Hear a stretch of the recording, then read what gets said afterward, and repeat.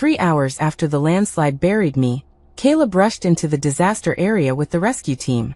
A reporter shoved a camera in his face. "Captain Caleb, we heard your fiancée is trapped inside too?" His eyes were red and his voice hoarse. "I'll bring her home." At that moment, trapped under the rubble, I was watching the flashing red dot on my wrist. It was a survival locator bracelet Caleb had given me. He said no matter where I was, he would find me immediately. Everyone was moved by our love and praised his greatness in leading the charge. But they didn't know I had sent 3 precise location coordinates to Caleb, and the direction he led the team to run was a full 5 kilometers away from me. There was Serena, the only female member of his team. When I woke up in the hospital, the pain all over my body made me gasp. The room was quiet except for the television on the wall, playing disaster news coverage. On the screen were Caleb and Serena. They stood shoulder to shoulder, wearing orange rescue suits, facing the reporter's camera.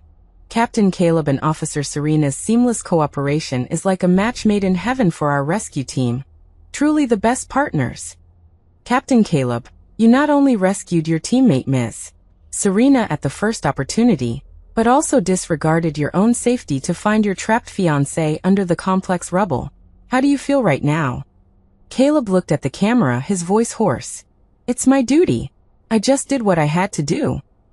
Watching his affectionate demeanor, I trembled with rage. He didn't save me at all. The moment the mudslide hit, I used the survival bracelet he gave me to send 3 crystal-clear, precise locations. But he never came once. And Serena, with her meticulously applied makeup and only slightly pale complexion, hardly looked like she had just recovered from a serious injury. Now, Caleb has become a hero and a model boyfriend, and he and Serena have become the pride of the rescue team. And I have become the sole sacrifice. Just then, the door to the hospital room was pushed open. Caleb walked in. Seeing that I was awake, he grabbed my hand tightly, his voice choked with emotion. "Nora, you're finally awake. Thank God." His hand was warm, but I only felt a chill. Caleb didn't notice anything amiss and continued, talking to himself. "It was Marcus' team that found you. Humph, lucky for him. Always thinking about stealing credit. Who knows what tricks he pulled behind our backs." Marcus. In the last moment before despair consumed me, it was his voice that pierced through the layers of rubble. "Don't be afraid. We'll get you out right away. Stay awake." That face covered in mud, but with such resolute eyes. The person who truly saved me, nobody knows. How ironic. I pulled my hand out of Caleb's grasp and said calmly, "I want to see him, to thank him in person for saving my life." "See him? What's the point of seeing him? Just a second-rate team leader. Not worth you thanking him personally." I stared at him stubbornly. "I want to see him." Caleb's expression changed instantly. "What's wrong with you? Why do you want to see him so much? Nora, are you falling for him? He rescued you from under the rubble, and now you're going to give yourself to him out of gratitude." I used all my strength, my palm throbbing. Caleb covered his face, looking at me in disbelief. "What about Serena? What do you mean to her?" Serena was the only female member of Caleb's team, and also his junior from college. She always followed him around, looking at him with adoring and admiring eyes, often using work as an excuse to be physically close to him. Caleb always explained to me, "Nora, you're thinking too much. I only see her as a little sister." I used to believe him, but now I wasn't so sure. Caleb's expression became somewhat unnatural. "Nora, at the time, I was relying on the life detection signals from headquarters." "Signals?" I interrupted him, raising the bracelet on my wrist. "Doesn't this thing allow you to ignore all interference and see my exact location? Didn't you say when you gave it to me that it would guide you to find me immediately?" A year ago, when he put this bracelet on my wrist, his tone was solemn. "Nora, promise me, wear it at all times. With it, I will definitely find you immediately." Caleb's face completely darkened. The situation was too complicated at the time. The signals were severely interfered with. "I saw your location point flashing in Sector B." I bitterly tugged at the corner of my mouth. He always had an excuse. I didn't want to argue anymore. There was no point. I moved, wanting to sit up, but found that I couldn't feel my legs at all. My legs. I looked at him in panic. Caleb said with difficulty. The doctor said, because you were trapped for too long, the nerves and muscle tissue died. You might never be able to stand again. I was struck by lightning. I couldn't hear anything. My head was filled with a buzzing sound. I'm sorry, Nora, it's all my fault. Caleb punched the bed, closing his eyes in pain. If only I could have been faster. I looked at him dully, and suddenly smiled, tears streaming down my face uncontrollably. Yes, if only you could have been faster, I said softly. If you had come in my direction from the beginning, instead of going to Sector B to save Serena. The door to the room was pushed open at that moment. Serena walked in, still a little pale. Caleb, Sister Nora, I came to see you. Seeing the tense atmosphere between us, she immediately showed a concerned and helpless expression. Sister Nora, are you okay? I'm so sorry, it's all my fault. If it wasn't for saving me, Caleb wouldn't have. Caleb instantly looked at her with heartache, comforting her softly. Serena, you were badly injured too. It's not your fault. No, Caleb, I must explain it to Sister Nora. Serena looked at me with red eyes. Sister Nora, please don't blame Caleb. He didn't intentionally save me first. The situation in the location where I was trapped was more critical. As the captain, he had to assess the order of rescue priorities. Such a thing as priority. A dense, numb pain spread through my heart. Caleb, do you have anything to explain? Caleb looked up, his eyes full of hurt. Nora, as a captain, my mission is to make the best choices and save the most lives. The best choice. I almost laughed out loud, pointing to my senseless legs. So, I was the one who could be sacrificed. His face darkened. I didn't abandon you. I just put me behind Serena. I finished for him, my voice cold. When we first got together, Caleb pointed to the team's wall of honor and said to me, Nora, this is full of people I've saved, but my ultimate mission is to protect you for a lifetime. Looking at the unfamiliar Caleb in front of me, I was in a daze. Where did the boy who valued me more than his own life go? I asked softly, Caleb, in your heart, I'm already a burden, aren't I? He shouted sternly. Can you stop being so resentful? Serena was also injured trying to save people. Can't you be a little considerate of us? I've made myself clear enough. If you don't believe me, there's nothing I can do. After saying that, he stopped looking at me, turned around, picked up the thermos on the table, opened the lid, and tested the water temperature. Then he handed it to Serena. That meticulous and caring concern was a luxury I hadn't waited for during the 3 hours I lay trapped under the rubble. The moment the door closed, tears finally fell. After being discharged from the hospital, Caleb, using post-traumatic stress as an excuse, cut off all my contact with the outside world. He publicly claimed that I had suffered severe psychological trauma after the disaster and resisted contact with the outside world. He took away my phone and computer. I was under house arrest. I knew Caleb was afraid I would tell the truth and expose his lies. Serena became a frequent visitor to our home. Under the guise of sharing Caleb's burden, she came almost every day. Sister Nora, I made you some porridge, try it. She walked into my room with a bowl of steaming porridge, her bright smile blinding. I said expressionlessly, just put it there. Don't be like that, Sister Nora. She held the bowl out to me. I know you're upset, but Caleb is really working hard. He has to train during the day and take care of you when he gets back at night. He's lost weight. Just feel sorry for him, okay? The implication was that I, the fiancé, didn't know how to care for him as well as a junior sister. I didn't take the bowl and stared at her coldly. The smile on her face faltered, then her hand tilted. The scalding hot porridge splashed all over me. The bowl fell to the ground and shattered. A sharp burning sensation instantly overwhelmed me, and I screamed, "Oh dear, Sister Nora, I didn't mean to." Serena apologized, but didn't move an inch. She crossed her arms, looking down at me, the malice in her eyes clear. Just as I was about to speak, Serena's expression suddenly changed drastically, and she looked pitifully toward the door. I followed her gaze, and Caleb was standing there, his face ashen. Caleb, I just wanted to feed Sister Nora porridge, but she wouldn't take it, and she knocked the bowl over. Serena said with a sob, on the verge of tears. I trembled with anger. You're lying. You deliberately poured the porridge on me. I didn't. Serena cried even harder. Sister Nora, how can you say that about me? I know you're in a bad mood because you're disabled, but you can't falsely accuse me like this. Caleb strode to Serena and examined her hand. Did you get burned? His tone was full of concern and pity. I'm fine, Caleb. Serena shook her head, looking at me with tearful eyes. Sister Nora, Caleb turned his head and looked at me with cold eyes. Nora, look at yourself. Serena came to take care of you out of kindness, and this is how you treat her. She poured the porridge on me. Caleb, are you blind? I think you're crazy, he roared.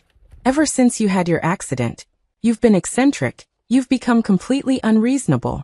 Serena is always thinking of you, but you maliciously suspect her like this. He supported Serena, his eyes filled with disappointment and disgust as he looked at me. Nora, do you think that just because you're crippled now, the whole world has to revolve around you? That I'll just indulge you and spoil you like I used to when you throw a tantrum? He pointed at my nose. Let me tell you, I'm already fed up with your lifeless appearance. Do you think it's easy for me to take care of you? If it wasn't because I love you, because I feel guilty, I would have long. He didn't finish, but those unspoken words were more hurtful than anything. I trembled with anger and reached out to push him, but because of the excessive movement, the wheelchair lost its balance. With a bang, I fell heavily to the ground, wheelchair and all. The shards of porcelain cut my arm, blood mixed with porridge, a wretched sight, and Caleb just watched coldly.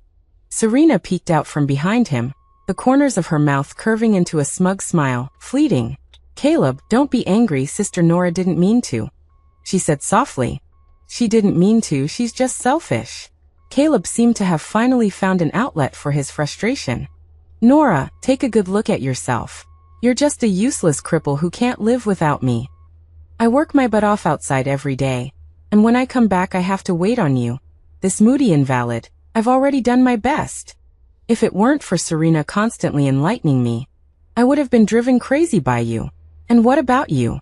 Besides using your disability to hold me hostage, what have you done? I lay on the cold ground, looking up at them. The pathetic me, and them standing there, looking down at me. My chest felt so suffocated I could barely breathe. Caleb stopped looking at me, put his arm around Serena, and turned to leave. Let's go, Serena. I'll take you to put medicine on it, don't worry about her. I lay on the ground for a long time without moving. The wound on my arm was bleeding, and the skin on my legs burned. But these were nothing compared to the pain in my heart. I struggled to prop myself up and crawled back onto the wheelchair little by little. The wound on my arm had already clotted and stuck to my clothes, and it hurt with every movement. I looked at my pathetic self in the mirror, but my eyes were unusually calm. Tears and anger are the weapons of the weak, and I don't want to be weak anymore. Marcus's face, covered in dirt but with bright eyes, appeared in my mind. He was the only one who knew part of the truth. But how could I contact him? Caleb had taken away all my communication devices. I looked around and my eyes fell on a landline phone in the corner of the living room. I didn't have Marcus's phone number, but I remembered that the Dawn Rescue Team he was in was the largest non-governmental rescue organization in the city. My hand trembled as I dialed 114 directory assistance. Hello, please help me find the phone number for the Dawn Rescue Team. The operator quickly gave me a string of numbers. I pressed the numbers one by one, my heart pounding, afraid that Caleb would suddenly return. The phone rang for a long time before it was picked up. A young male voice said, "Hello, this is the Dawn Rescue Team. I'm looking for Marcus." My voice was a little hoarse with nervousness. "Who is this? What do you need to speak to our captain about?" The other person was wary. "My name is Nora. I'm a survivor of the landslide last time. I have something very important to say. I must speak to him in person." There was a moment of silence on the other end of the phone. "Hold on a moment." After a long wait, that familiar, steady voice finally came through the phone. "Miss Nora, Captain Marcus." I almost cried when I heard his voice. "It's me. How did you?" Marcus's voice held a hint of surprise. "Are you all right?" "I'm not all right." I lowered my voice and said dully, "Marcus, can you help me?" Marcus's tone immediately became serious. Tell me slowly what's going on? I told him about Caleb's lies and my current situation. On the other end of the phone, Marcus's breathing became heavier and heavier. Bastard! He cursed in a low voice. He doesn't even deserve to wear that rescue uniform. Captain Marcus, I know this is a presumptuous request. I pleaded. But you're the only one who can help me now. Could you take me away from here? It's not presumptuous, it's what I should do. Marcus's tone was resolute. Don't worry, I'll arrange everything. All you have to do now is protect yourself, and don't let them hurt you anymore. Caleb will be attending an award ceremony tomorrow morning at 10, right? Yes. I answered immediately. I'd seen it on the TV news. Good. Tomorrow morning at 10:30, I'll be downstairs at your building.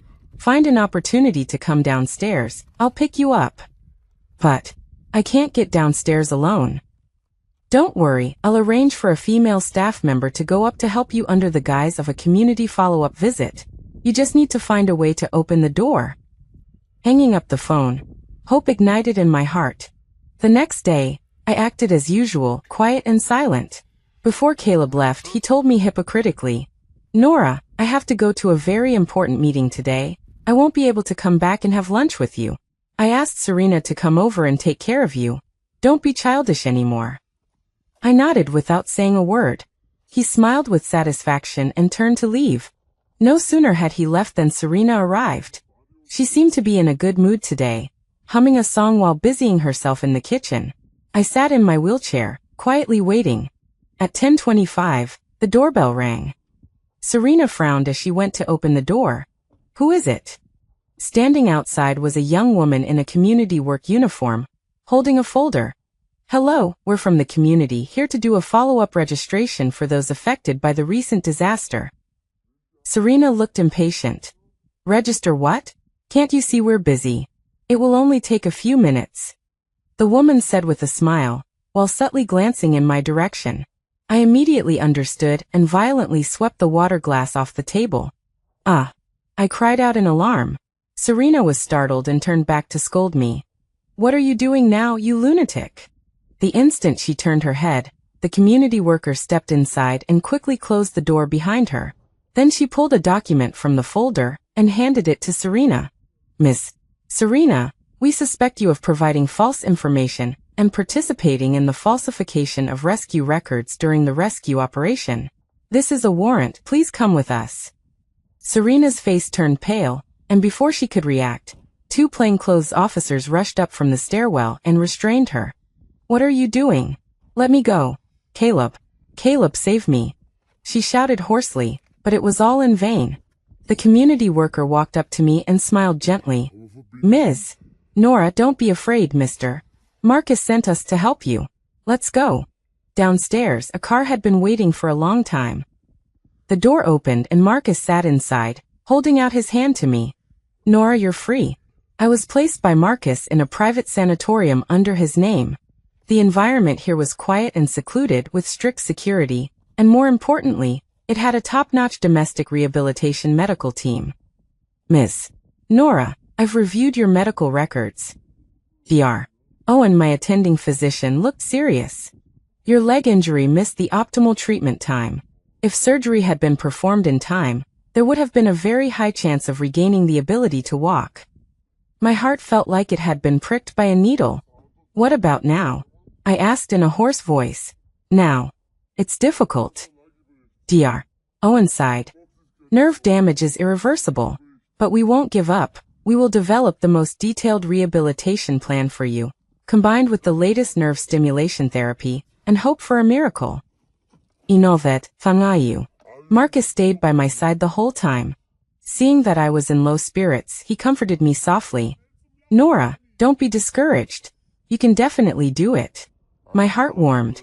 Thank you, Marcus. I said sincerely. Thank you for not giving up on me. It's what I should do. I'm a rescuer. Saving people is my duty. I raised my hand to wipe away the tears from the corners of my eyes, but the trembling of my fingertips betrayed my vulnerability. Just then, Marcus's gaze suddenly stopped, landing directly on the back of my hand, which was revealed when I wiped away the tears. There was a crescent-shaped light scar. His voice suddenly became a little dry. Your hand. This scar. I was stunned for a moment, lowered my head to look at the scar, and subconsciously replied, oh this. I got it when I was very young. To save a little boy who fell into the river. I was scratched by a stone. It doesn't hurt anymore. It was a very vague memory. I couldn't even remember the little boy's face. Marcus was stunned, speechless for a long time, with emotions churning in his eyes that I couldn't understand. After a long while he found his voice. That little boy. Did you also give him an orange candy? This time, it was my turn to be shocked. I stared at him with wide eyes, and the sealed memories suddenly became clear. That little boy, soaking wet, crying so hard he could barely breathe. To coax him, I took out the only orange candy from my pocket and gave it to him. You. Marcus's eyes were slightly red. He smiled, with a tenderness and determination that transcended time. I've been looking for that little girl for many years. I wanted to thank her in person. Thank you for pulling me up back then. And thank you for that candy. It was the only sweetness in my darkest days.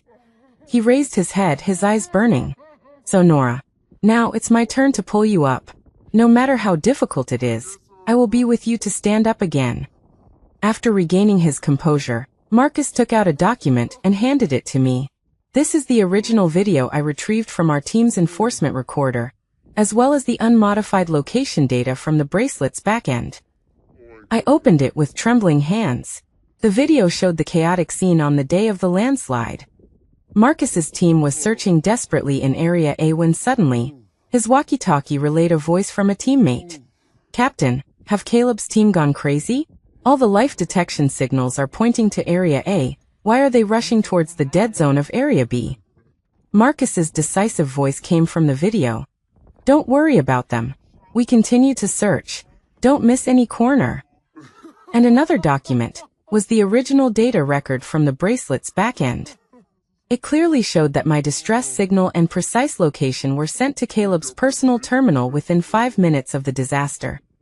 Furthermore, during the 3 hours he led the team to Area B, my location signal remained motionless in Area A. His so-called signal interference and location drift were all lies. And this? Marcus handed me another financial report. I asked someone to check Caleb and Serena's accounts. After the disaster, they received a huge bonus from the Bright Moon Charity Foundation, a total of $5 million. Bright Moon Charity Foundation? I frowned. Yes, the founder of this fund is Serena's father. I understood instantly. This was a carefully planned creation of a God campaign, using my disability to exchange for their fame and fortune. Nora, what do you want to do? Marcus looked at me with firm eyes. Whatever you decide, I will support you. I took a deep breath and clenched the document tightly in my hand. I want them to be ruined and disgraced, to pay the price for everything they've done. I want everyone to know what kind of dirty, rotten souls are hidden beneath their glamorous heroic exteriors. A trace of relief flashed in Marcus's eyes. Nora, we can hold a press conference. I can come forward and tell the whole truth. My eyes warmed. Marcus never liked to show his face in public. Many reporters wanted to interview him, but he blocked them all with the sentence, I'm only responsible for saving people. Now he was willing to step forward for me. I held back my tears and said softly, I heard Caleb say before that your parents are top lawyers in the country. Once, Caleb was overshadowed by Marcus in a joint exercise plan, and came back complaining to me angrily. What genius, Captain, isn't he just relying on having a good family background? He took a sour sip of beer. His parents are all big lawyers, with a wide network. That's how he got to that position. When it comes to real ability, how can he compare to me? At the time, I found it jarring. I advised him. Caleb, it's not good to talk about your colleagues like that behind their backs, is it? I think that Captain Marcus is quite upright, not like you said. Because of this sentence, he sulked with me for several days. Looking back now, how ridiculous. The difference in human nature, like mud and clouds. Marcus was stunned for a moment, then understood what I meant. Yes. He nodded heavily. I'll contact them immediately. Caleb's commendation conference was held in great splendor. He stood in the spotlight, his chest full of medals, recounting how he had selflessly rushed into the disaster, and how he had miraculously found his teammates and fiancé. Whenever it's late at night and everything is quiet, I feel fearful and guilty. I didn't manage to bring my fiancée Nora back unharmed. It's the regret of my life. What I can do is to use the rest of my life to protect her, care for her, become her legs, and accompany her for the rest of her life. I watched the news and scoffed coldly. Hypocritical. The day after the commendation meeting, Marcus and I held an unannounced press conference. Marcus wheeled me, sitting in a wheelchair, into the glare of the flashbulbs. The reporters went wild. "Miss Nora, aren't you unable to face the public due to post-traumatic stress disorder?" "Captain Marcus, why are you with Captain Caleb's fiancé?" I raised my hand, signaling for silence. Looking directly at the camera, my voice was firm. "I'm here today to clarify 3 things. First, I have no psychological trauma. I was simply illegally imprisoned by my fiancé, Caleb. Second, the reason my legs are disabled is not unavoidable. It was because Caleb, having my precise location 3 times, chose to abandon me to rescue his team's female member, Serena, who had only minor injuries, thus missing the best rescue time." Behind me, on the big screen, Marcus played a screenshot of the original location data from the bracelet's backend at the appropriate time. A gasp of air swept through the hall. Third, Caleb is not a hero. He is a liar who used my disability and lifelong pain to exchange for fame and fortune. Finally, Marcus released the Dawn Rescue Team's law enforcement recorder video, as well as Caleb's and Serena's bank statements showing huge bonuses. At this moment, a reporter shouted a question. "Captain Marcus, as Caleb's colleague, what is your assessment of his actions? In what capacity are you standing here today?" The focus of the audience instantly shifted to Marcus. He picked up the microphone and swept his gaze across the room. "Caleb's actions are a desecration of the word rescue. He is not worthy to wear that uniform." He paused, his gaze returning to me, softening. "My capacity today is simply as someone who wants to seek justice for the most important person in my life." The public opinion exploded completely. Holy crap! A century-level reversal. Caleb is scum? My heart aches for Nora being imprisoned. How did she get through it? I demand a thorough investigation of Caleb. I thought it was strange at the time, why it took so long to save his fiancée, but he was quick to save his teammate. Caleb was awakened by a phone call in the middle of a hangover from the celebration banquet. "Captain, it's bad. Something happened. Look at the news." He opened his phone with a splitting headache, and the moment he saw the content of the report, he was completely sober. He rushed home like a madman. He pushed open the door, and the house was empty. Nora was gone. The wheelchair was still there, but she had disappeared without a trace. He trembled as he dialed my number, but there was no answer. Just then his phone rang. It was Serena. She said anxiously, "Caleb, what do we do? People online are scolding us." "Shut up." Caleb yelled at her for the first time. "Did you leak the news?" "I didn't. How could I?" "Get out." Caleb hung up the phone and rushed out of the house, driving straight to the headquarters of the Dawn Rescue Team. However, he was stopped by the security guard before he could even enter the gate. "Captain Caleb, please go back. Our captain doesn't want to see you." "Where's Marcus? Tell him to get out here." Caleb roared, his eyes bloodshot. Just then, a black car slowly drove out of the gate and stopped in front of him. The car window rolled down, and Marcus sat in the back seat, looking at him with a detached expression. "Caleb, you should go and kneel down to apologize to Nora, and to all the people you have deceived. You're helping her?" Caleb rushed up and punched the car window. "What right do you have? What qualifications do you have?" "I'm qualified because I'm a real rescue team member." Marcus looked him straight in the eye, word by word. "I'm qualified because I still know how to spell the words conscience and bottom line." The car window slowly rose, isolating Caleb's roar. He looked at the car driving away, finally feeling a sense of overwhelming fear. Public opinion grew more and more fierce. The authorities quickly established a joint investigation team to investigate Caleb and Serena. Accompanied by a lawyer, I officially filed a lawsuit in court. Inside the investigation room, Caleb looked haggard, no longer with the high spirits. Caleb, please explain why, having Ms. Nora's precise location, you chose to go to Sector B first? The experts from the investigation team had sharp eyes. I judged at the time that there might be a large-scale burial in Sector B, which needed to be prioritized for investigation.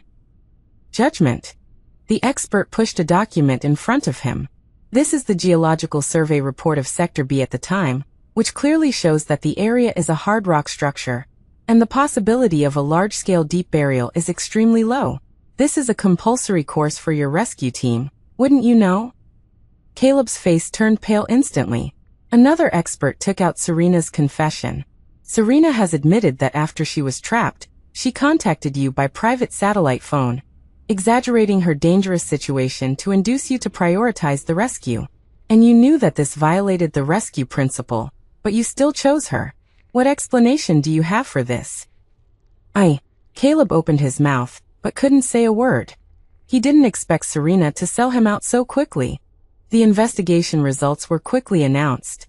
Caleb and Serena were both dismissed from public office and handed over to the judicial authorities for handling. The Minuet Charity Foundation was also investigated for suspected illegal transfer of benefits and fraud.